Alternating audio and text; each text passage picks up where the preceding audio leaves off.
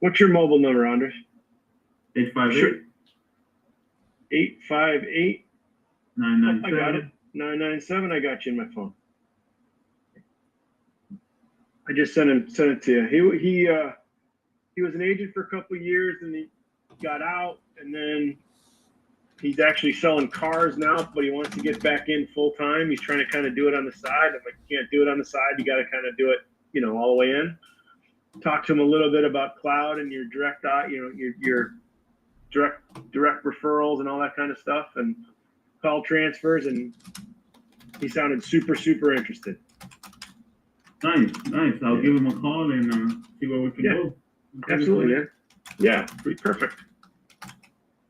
And today we normally interview an agent, but I had a couple of last minute changes with agents attending closing table, which is a good thing.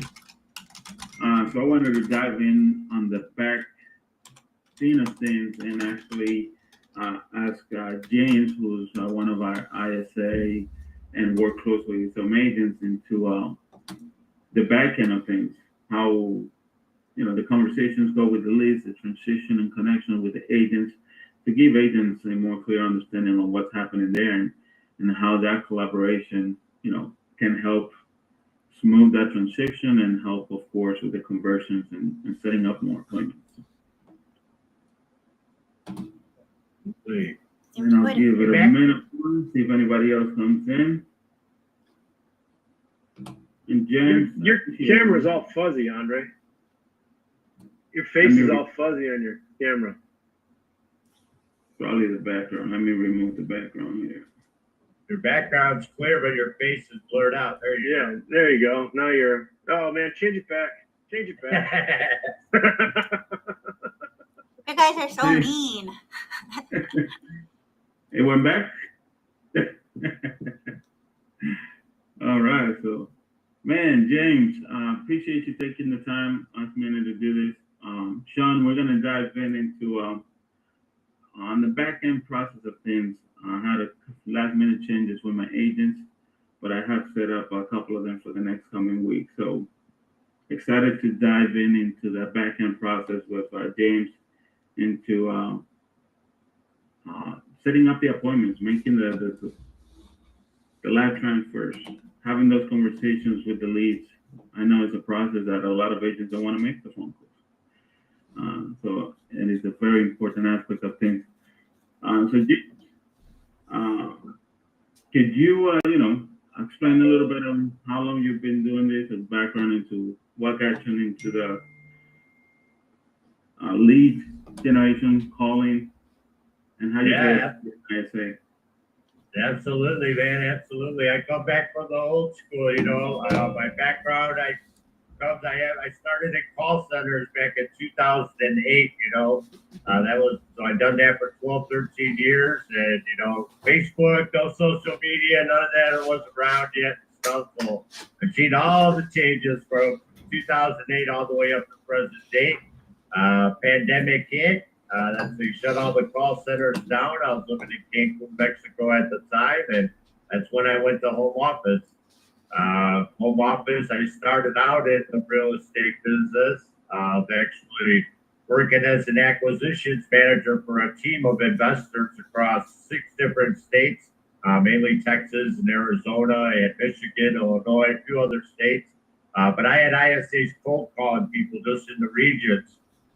Just cold calling them, find out if they're in the market to sell a property.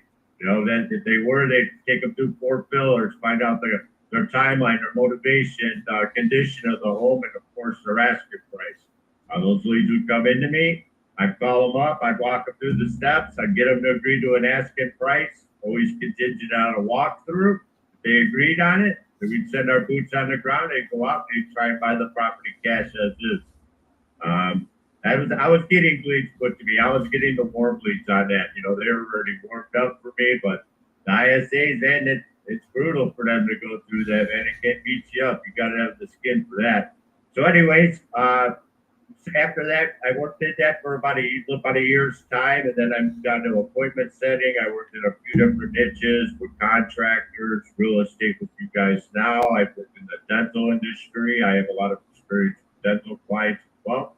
But doesn't matter what the niche is, appointment setting. If they're opted from social media, I think it's all the same game, just a different field in my eyes.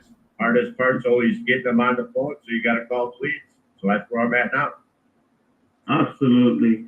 And what mindset, what helps you sit out? What mindset do you get into before start making the calls?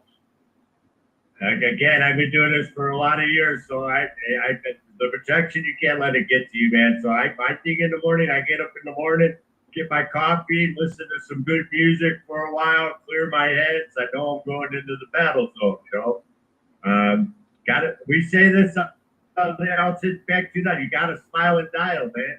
You got to want to get them on the phone. You want to get them to execute further and go along with your plan. If you don't think that if you don't have that mindset that you're going to get them, won't. You don't dial, you won't. Got to dial, Absolutely. How do you stay motivated and or bounce back from a rejection? Or what has worked for you? When I was in charge with a large team and we were getting inbound calls, this is old school. We were running a dialer. They were blasting, bringing everybody's cell phone in whatever city I wanted. Press 1 to hear about your free vacation. They press 1, it would come in and it would go right to an agent and they would pitch them the vacation pitch. And they would get 100 calls a day. If they only got one deal out of the day, I would tell them, congratulations, you failed 99% of the time. You succeeded 1%. Great job. You made money. So it's that way as well with the leads. If you got 100 to call, man, if you book 1-2 appointments, you failed 98% of the time. You succeeded 2%. That's a great day, man. So you got to look at it that way in my eyes. Absolutely. What kind of rituals do you have to help you, get in the mood to making the phone calls? Because like you said, you have to be able to bounce back from one call to the next and stay consistent, stay productive. What helps you stay in that mood? And like I said, I start my day with music. I flow my whole day through music. I have a headset to where I can put the music on light. If they pick up the phone, it kicks my music off right into my pitch, man. Keep a clear head. Sometimes I watch some inspiring videos on YouTube, always putting knowledge or music into my brain throughout my day. I feel you. That's me as well. I'm all about the music throughout the day. When you walk in and call in the leads, can you walk me through the process on a cold lead? What's your opening line and your approach? I believe any lead, the approach should be is, like I always say, it's hardest part's getting them on the phone. So when you get them on the phone, the first 5 seconds, the first impression is the most important. Should always greet them. Hey, Andres, this is James. I'm calling you. I'm assistant to so-and-so. I'm calling you from eXp Realty. Boom, that breaks it down. There's going to be no who is it question right up front. That's what you want to avoid. Who is this? Why are you calling? If you tell them who you are, where you're calling from, they already know who you are and what you're calling about. That's right. Have you noticed any trends, on what gets people to open up and say yes to the call? You gotta make a connection with them, man. You gotta get them. I got a smile on my face when I get them on the phone. They might not have a smile. You can tell that through their voice inflection. Because the goal is to get that voice inflection to boost up a little bit. And how do I would do that? You got to mention their name. You got to bring them into it. You got to let them know the name of the person you're going to be setting them up with. Got to engage with them. If you don't engage, you can still book the call, but 9 out of 10 times they're not going to be available for the live transfer. They're not going to show up for the call. So I strongly believe you got to book before the call. It's so important when you sit there, make a connection. Have that conversation, be able to make a connection, because I receive number of calls on a daily basis as well. People reaching out to me, and I answer the phone, try to engage in the conversation, and you can see that they have a set of lines that they got to get through. Nothing else matters. They're just looking for specific answers. And what you can't interrogate them, man. You can't be like interrogation time. How many bedrooms are you looking for? What's your budget? What's your timeline? What's this? What's this? Okay, let me schedule a call for you. Are you available to talk to your agent right now? You're gonna say no every time, man. Not every time. Not every time. I mean, I'll give it. There's some that do go through it, stuff like that. But those are people that are strongly in the market to buy right now. You know what I mean? They'll take it like that. But if they're not going to do the live transfer, you got to make sure you schedule that rapport. If they're not available for the live transfer, go back in there. Maybe dig in a little bit deeper before you schedule them up on the call. Yeah. Do you provide them any information from the agent, let's say, to build the agent up for the scheduled phone call appointment? Can you go a little deeper on that? I don't know what you mean. Do I provide them information? You're building a connection with that lead to set up an appointment with the agent, right? Do you provide the lead any information about the agent to say, hey, I'm going to set you up with Andres, an appointment with Andres? Do you build that agent up in any way? Yeah, a little bit. You know, I work with so many different agents, so I don't know the criteria on everybody, but you know, for example, hey, Andres, you're looking to buy a home in the Chicago area. Sean's an expert in the Chicago area. He's been buying and selling homes for many years. You're going to be in great hands. He's going to make this as stress-free as possible for you. He's going to walk you through every single step. Things like that. That's what I would put at him. Let them know that we're here to help. That's the main thing. To let them know we're here to help. Yeah, absolutely. How do you typically connect the agents with the leads that you're calling? Is it an easy transition? You're saying like with like what I do. I usually provide an end of day report. You know, how many contacts I reached out to, what the results were, how many booked appointments, how many disqualified, things of that nature. And then I make communication with them on what's up as well. Once I book an appointment, I take a screenshot of the appointment that I just booked on DHL. I send it to them. I'm like, it should be on your calendar for tomorrow at 9 a.m. Good luck. So yeah, always communicating back and forth. Nice. And what kind of context you say will help your job be easier with from the agents? What kind of context could the agent provide you to make your job easier? To let me know to give me feedback on if they showed up for the calls. Because a lot of times the agents don't call inside the CRM, they call outside the CRM. So I don't know if they actually got them on the call, and I don't want to keep pegging them. Hey, what happened with this? What happened with this? I thought maybe it'd be a little better if they just said, hey, this guy showed up. Great call with him. He's interested. Or this lead's not going nowhere. That you know, giving me feedback on the ones that you book. Gotcha. Did they get that to you right away or not usually? Not usually, man. Not usually. Gotcha.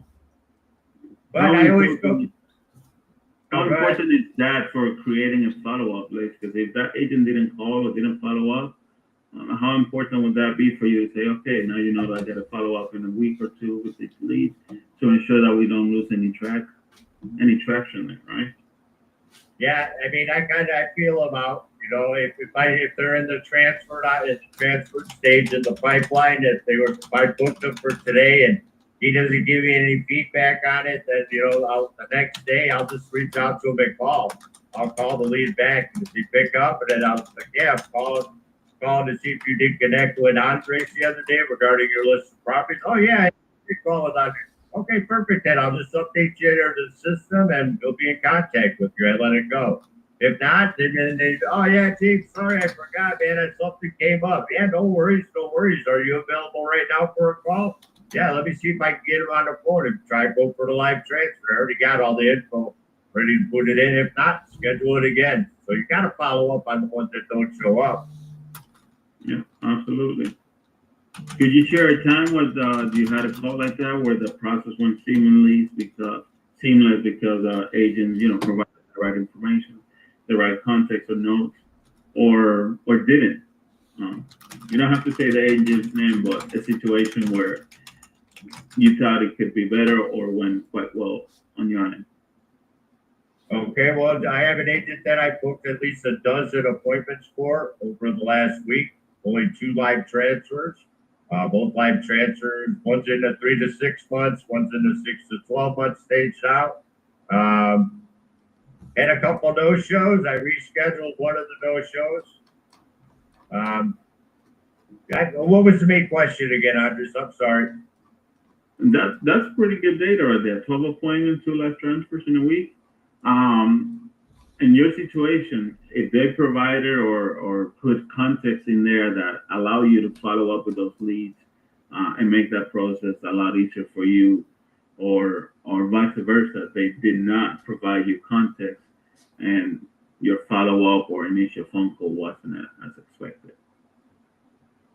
Yeah, I mean, this pipeline, I started out with 300 something unvetted leads, and I got it narrowed down to 28 leads now because I went through them all, not in the market, bad contact info, all channels, D&D. So I cleaned up that entire pipeline. Out of 300 and something unvetted leads, I pulled out 12 calls for. Four got our deals in motion that he's going to be working with. Nothing signed yet, but they want to work with them, you know. I'll tell you what, I've gone through a lot of other pipelines, Andres, and there's a lot of leads that have not been called in months. And, oh, man, I just closed on my house last month. No, we just bought a property last week. I come across a lot of those. They were never followed up in months, man. No follow-up, deals lost. Yeah. And I've even booked a lot of calls. Like I said, you know, I've been going through a lot of pipelines for agents and finding a lot of leads. Hey, yeah, I'm still in the market.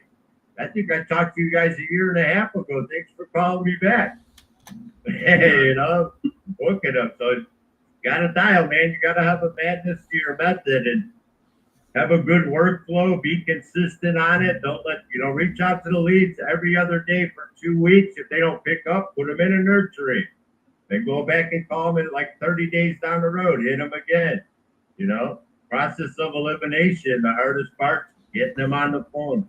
Always. Absolutely. And to help boost conversation, let's say if you have a magic wand, what would be one thing that you could change to boost conversation rates? What would that be?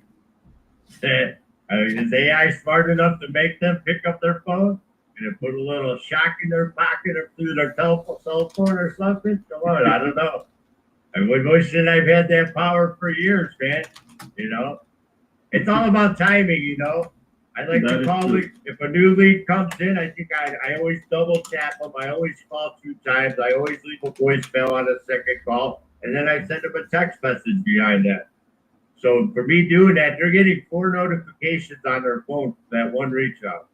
They're getting 2 missed calls, 1 voicemail notification, and an SMS.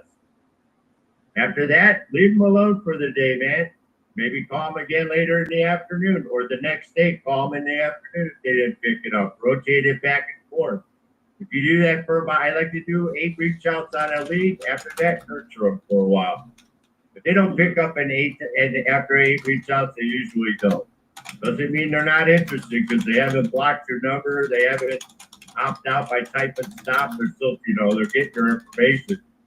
And it happens a lot, Andres. I get, oh, man, James, I'm sorry, man. I've gotten your million text messages and voicemails, but I just haven't had time to get back to you. Thanks for giving me a call today, you know. So it does happen. Absolutely. And you said that there are timing. I see a lot of agents making phone calls once or twice, and then that's it. And they're not able to connect. There's no follow-up after that. And like you mentioned, a lot of opportunities lost because no follow-up in the process. What's one thing that you could, before we wrap it up, what's one advice that you could tell agents to say, hey, you got to make a phone call? What's one advice you could give the agents? Man, we're all in this game together to make money, man. You know, the leads are coming in. You gotta want it. If you don't want it, then you're not gonna get it like that. You gotta call, man. Gotta call them. I mean, it doesn't. In a full day, 7 hours. If I go 7 hours straight, I could call 130 different leads. And that's leaving them all a voicemail, calling them all 2 times, and sending them an SMS. My goal is to be down at 80 leads or so, because if I can only do 80 in a day, that means I'm getting more talk time and I'm booking appointments. If I don't talk to, I go a day with 130 leads. I don't talk to one person all day. But you're still making the phone calls, right? Still making the phone calls, man. Come in the next day, and then I see 4 or 5 notifications from people that responded to my text messages later. Again, it's all about the timing. Oh, hey, James, I was at work. You can call me today at 4 o'clock. So you get something out of it, It's a process of elimination. You can call them until they tell me, hey, don't call me, or I'm not interested. No problem. Next, give me some more leads. It's going to happen, It's going to happen. You get window shoppers, as I like to call them, on Grace. Those are people that are on social media. They see the agent's ad.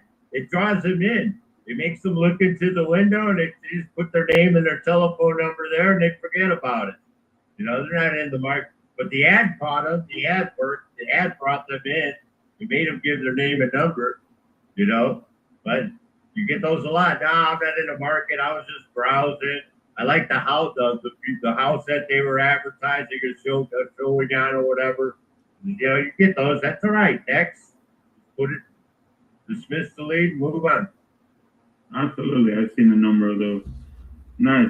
Well, James, I appreciate you taking the time to, giving us an inside look into, the back end process and how you're making those phone calls, you're making, setting up those appointments, building those connections, relationship with those leads, and helping the agents, of course, grow their business and close more deals. I think it's a very important part of the business that sometimes gets overlooked, right? And it's great for us to have your insight to understanding what that is, and help the agents understand that. Look, at the end of the day, although you're making the phone calls, there's a big part in their end that has to be taken care of, and it's reaching out when that appointment's in, following up, and giving you some notes, some feedback for you to fall back and be able to reconnect those leads to the opportunity didn't happen. So, one last thing I'd like to say, Andres, it's also very important to keep your pipeline updated. If it's an unvetted lead and it's not a good fit, it's not going to work, disqualify that lead. Get it out of there. Keep your pipeline nice and clean and tidy. It makes your job a whole lot easier. You got to do maintenance in your pipeline, right? Every day. Absolutely. Wanted to open the room up, see if anyone has any questions. Heather, Matt, Sean, Jesse, Chad. I have a question. Yeah. Okay. I thought I was still on mute for a second. When you're working like day to day, what is to you? I know you kind of already answered this, but what to you is the most tedious task that you face or kind of like dread doing? That's tough, Heather, because this isn't work to me. It's a passion. I love my job, so I already know what I got in for me, and it's routine for me. So I'm in the same workflow every single day, and I don't know. I mean, the hardest thing is when I go through a day and I don't schedule a call. If I dial 130 leads and I don't talk to anyone, that's probably the hardest thing to do, but that's just part of my job. That's a good answer. Absolutely. That's a really good answer. I think that's one part that people tend to not pay attention at, right? People don't want to make the phone call, but when you love what you're doing as real estate agents, I love what I'm doing. I love showing houses. I love negotiating the contracts, right? I love making the calls, prospecting now. But there's always one thing in some areas that people are like, okay, I don't want to deal with that. I don't want to deal with so much paperwork sometimes, right? But James, you put a great touch into that. Like, you love making the phone call, but at the end of the day, you want to have an appointment. You want to schedule some appointments, right? The who dials the most makes the most money, man. So we always say. Chad, welcome aboard, sir. Have a question? Oh, I wanted to add to that one. I love that topic. Andres, you made a great point about what you love about real estate in your position and what everyone's talking about their passions. And you made the point that, like, if you don't like that, maybe that's the question you need to ask yourself. Why aren't you dialing? Yeah. Maybe you're in the wrong role. Listen, people, life's short. Don't be dialing if it's everything in your body to even pick up the phone. Like, sure, you can learn strategy and you can muscle through things, and sometimes that discipline will get you a long way. But you got to ask yourself, why are you an agent in the first place? Like, maybe you should be doing something different. And I'm not trying to talk anyone out of it, but that's a conversation you need to have with yourself. Like, why is it so hard? Because it doesn't seem that this feller here that's making the call, sorry, I don't know his name, I haven't met him yet, but it sounds to me like he's not having a hard time picking up the phone. And that's a different conversation than the person who is having a hard time picking up the phone. Absolutely. It is. And you see that and hear that from agents quite often. They don't follow up. They don't want to prospect. They want business. They want to close more deals, but they have a hard time prospecting. So, Andres, don't you feel like sometimes the coaching is like, well, you need to, right? That's what I hear. Well, you need to call. Okay, great, I need to call. But why do I have to be coached to do that? I've been assessed by, people in organizations with what I'm capable of doing. And in those assessments, they always ask you, well, where do you think you need improvement? Well, I think I need improvement everywhere. And if you're not saying that to yourself, right, you should be assessing yourself every day. You don't need an assessment from a third party, right? Like, if you're not dialing, like, that's a conversation you have with yourself. If someone else has to bring that to your attention, we have a big, big problem. Like, we need to self-reflect on, our own successes. It's in everyone else. You can't rely on your coaches all the time. Maybe your teammates to remind you, but, they can't remind you every day. How annoying would that be, right? Don't stop the annoyances of now when someone says, hey, you need to dial, you won't even hear it anymore because it won't apply to you. It won't be in you. Well, I dial, so I mean, you don't even need to talk to me anymore. Just leave me alone. I'm doing my work. I'm getting it done. Right. This is the inner dialogue of breeding success within, no matter what you're doing, agents or not. But I think as coaches, we have to be careful. Like how much we're just telling people every day, or reminding them, like, hey, dial or call or answer, like. I think, wouldn't you guys agree? Everybody kind of already knows that. Like, I mean, why are we going there? Can I add something? Hey, welcome, sir. Absolutely. I just wanted to add something. So getting, like, scratching the surface there, everyone says dial, everyone says call, everyone says follow up with your damn leads, everyone says call your damn leads. If I were to condense, like, the last 10 years of listening to thousands of terrible calls, I'd have to say it comes down to not judging, like humbling yourself. And I say that because you hear something and you immediately think, oh, 1 out of 20 leads closed, so I'm going to gaff off 19. When instead it should be the exact opposite. I should treat all 19, all 20 of them like they matter, like they're real people, like they have lives, like, shit, if I called you in the middle of dinner and you're upset with me, I'm not going to take it personal. Excuse my friend, but I say that because, you're absolutely right, Chad. Everyone says call your leads. Everyone says follow up. Everyone says call. But like, what does that mean? And I think what discourages people from calling after their 10th call, after their 20th call, after their 100th call, after the 1000th call, is that they get burnt out and they think that everyone is the same. And when they think that everyone is the same, all of a sudden they stop treating people like unique people like they are. Mhm. And so if we were to take a step back and say, okay, this person came in at 2:00 on a Sunday afternoon and they haven't responded to my text, they haven't responded to my ad, they haven't responded to my email, they haven't booked a call on Sunday, does that mean that they're ignoring you? No. It might mean that they're busy on a Sunday. Sure. And that they just have other things going on. And then if that person says, oh, you know, Chad, I don't want to be a burden, or James, I don't want to be a burden to you. You're not a burden. You raised your hand. This is what I do for a living. Sure. You raised your hand. That's okay. You're not a burden. I love you. Come on. We're about to do business together. We're here to help.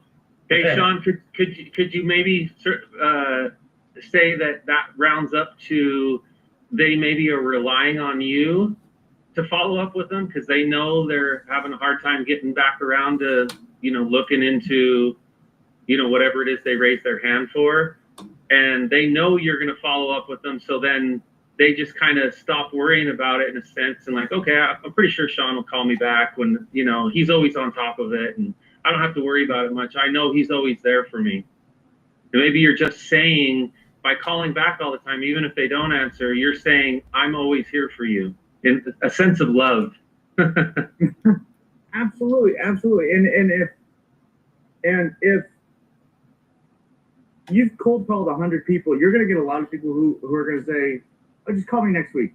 Call me early next week. Follow up with me. So they don't set next steps.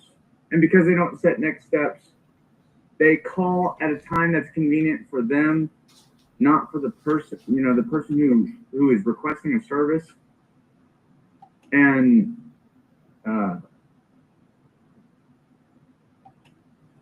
It happens more often than we think. Right? Huh? That it happens more often than we think about. So it isn't about actually. So you're saying, Sean, I'm just unpacking this. It's a pretty deep conversation so far on the coaching of you need to call your leads, right? Because it's bigger than that. That's just scratching the surface, like you said, of, well, then why aren't we calling, right? Is it because we feel like we're bothering people? Is it because, that's the deeper question. And then that's what people need to ask. Why aren't you making the call, right? And if you can get to that, now we can have that conversation in like a meeting like this one, right? Where now we can really unpack why that's not happening and maybe solve the problem. I think there's a lot of fear around people making the calls. What was that, Heather? A lot of fear with a lot of the agents that I've talked to. They know they need to make the calls, but they're afraid to make the calls. And I think that's where a lot of it stems from, is people just, whether it's the fear of bothering them, or just the fear of picking up the phone, the fear of rejection, whatever. I think that's a very hard obstacle for a lot of people to overcome. It's like you said, Chad, also, they are relying on the agent to call back.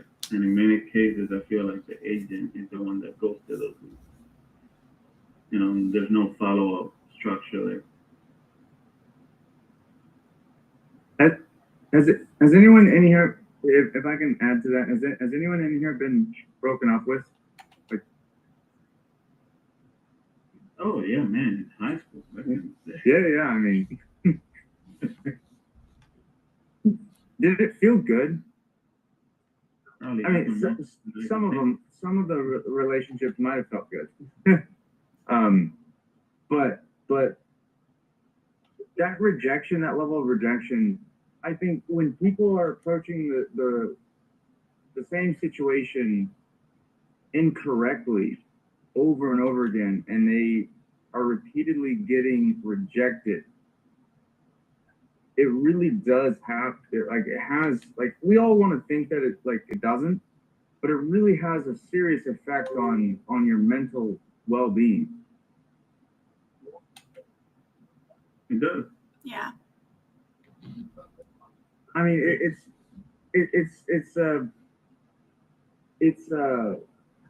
and that's where, when agents are like, oh, the leads are bad, or, oh, no one's calling me back, so they're not serious. But then I asked, did you set next steps? And then I asked, did you schedule a next appointment? Did you figure out when was the best time to call back?